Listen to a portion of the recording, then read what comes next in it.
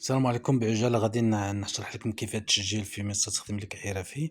هنا كتدخل للصفحة الرئيسية خدم ملي كتكليك على 3 الشريطات هادو، كدير إنشاء حساب، كتمشي مباشرة لهنا كتختار نوع الحساب اللي بغيتي 0 درهم سنويًا حساب عادي أولا الباقة السنوية للحرفيين على 50 درهم، وكل وحدة راه فيها المزايا ديالها.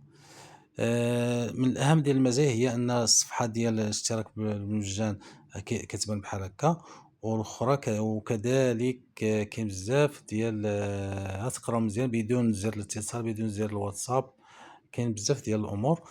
هنا كذلك بالنسبة الأخرى ديال الاشتراك فيها كيبان زر الاتصال بالهاتف، زر الواتساب، كذلك الرابط كيكون مختصر بحال هكا، وعندك الإمكانية أنك تنشأ متجر، يعني كيتنشأ متجر أوتوماتيك كيبان صفحة احترافية، كاين بزاف ديال المزايا فقط ب50 درهم.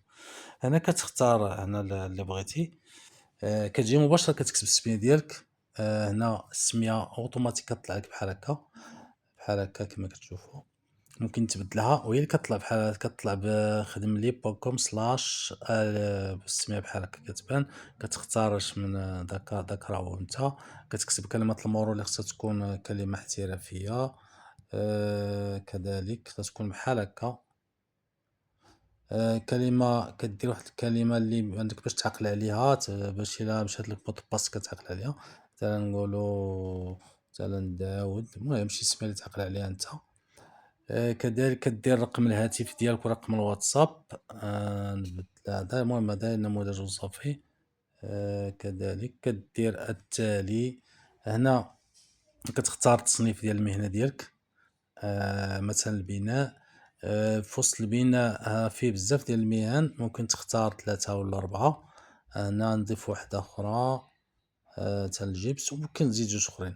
هنا كدير الوصف، كتوصف الخبرة ديالك، 10 الكلمات على الأقل. التالي هنا كدير الجهة فين راك، مثلًا الدار البيضاء. هنا المدينة كتختار اش من مدينة، الدار البيضاء، كتكتب الموقع ديالك.